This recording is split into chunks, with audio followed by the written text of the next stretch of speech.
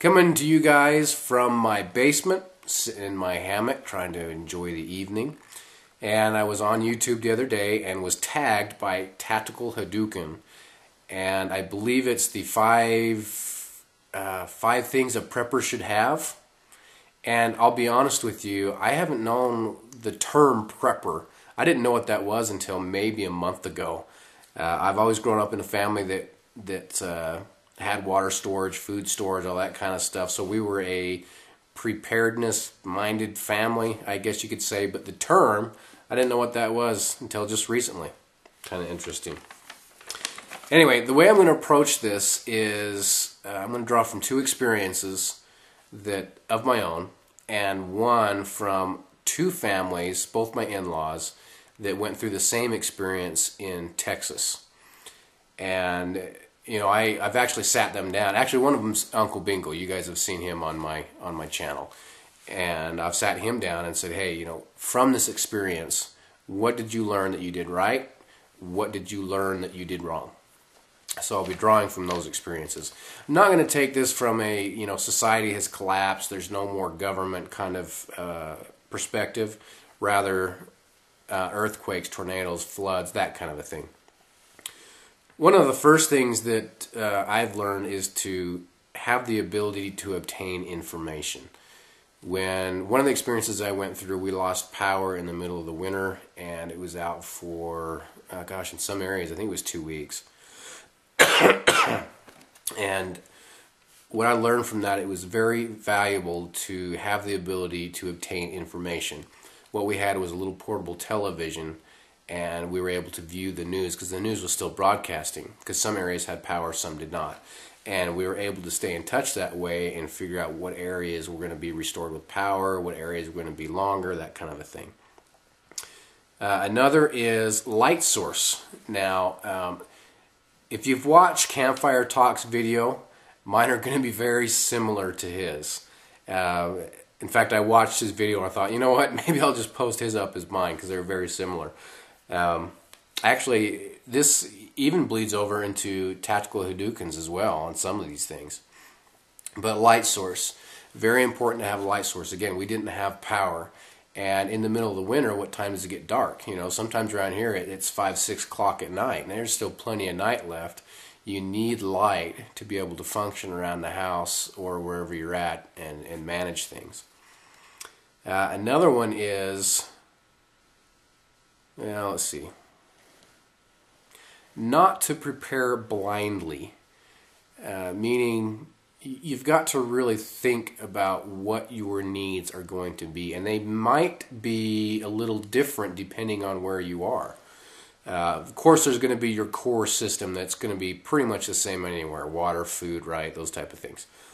But do you live in an earthquake-prone area? Do you live in a tornado-prone area? If you live in a tornado-prone area, well, you know the tornadoes are going to hit at certain times of the year. Earthquake, all right, well, we know those hit when? Well, we don't know. Those are going to hit any time of the year. Floods, you know, how many to prepare for? I'm sorry, guys, you're going to have to put up with the cough, and I'm still a little sick. How many to prepare for? Are you preparing for yourself? For 3 people, 4 people? What is the weather going to be like? You know, a lot of you guys have a kind of a climate that stays pretty much the same year-round. Here we don't. We have, it seems lately we have hot and cold. That's about it. But you have fluctuating climate changes, so you're going to have to think, you're going to have to be prepared for both, you know, clothing-wise, shelter-wise, those type of things. So, or just that ability to, instead of preparing blindly, is to be focused in your preparation so that it's meaningful and not just a bunch of things thrown together. Campfire Talk mentioned this one, and I replied to his comment, or specifically to the games that he talked about, having games for the kids. And his reply was interesting in that it said, you know, it's not as sexy as some of the things we talk about for preparedness. But this is drawing from the two families, my in-laws, that were in Texas and got caught in one of the hurricanes there. They weren't in the direct path, but where they were, they ended up getting flooded. And maybe I'll roll in some pictures, maybe I won't.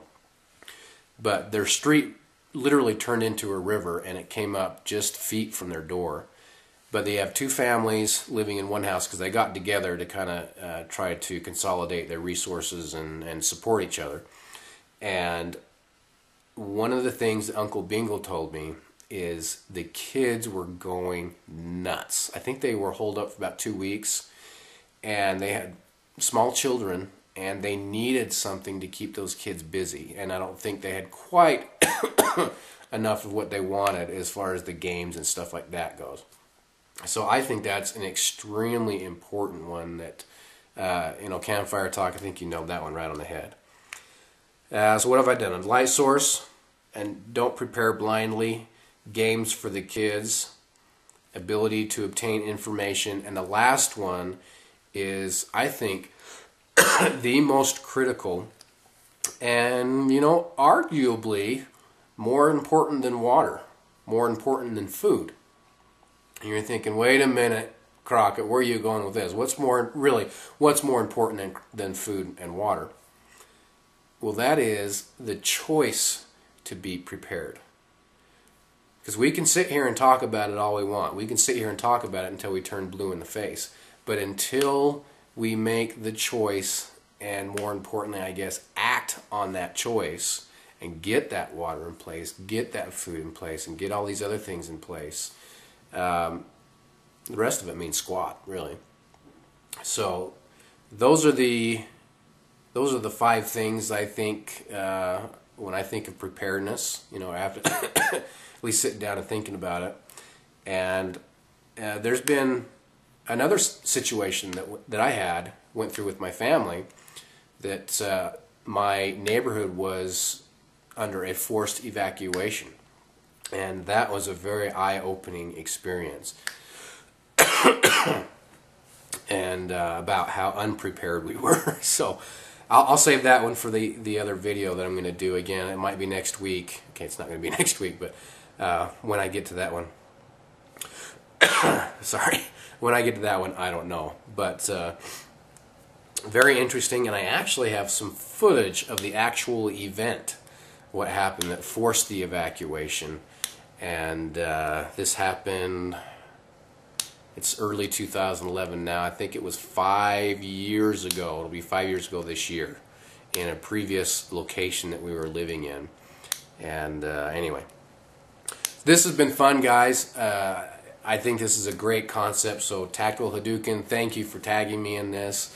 I've really been thinking about this, and not just for this video, but for the video, and then it started bleeding over into, okay, well, what do we have for my family and our needs? Okay, we've got this. What don't we have? And anyway, I'm going to start going on and on and on. I'll end this right now. So, ability to obtain information, choose to be prepared. I think that's probably the most important. Light sources, I've got lights all over the house. Not to prepare blindly, but prepare with a focus. And for us, games for the kids. Anyway, this was a fun concept, guys. I'm glad whoever started it, all this tagging, I think this is cool. It's been fun to participate. We'll talk to you guys later.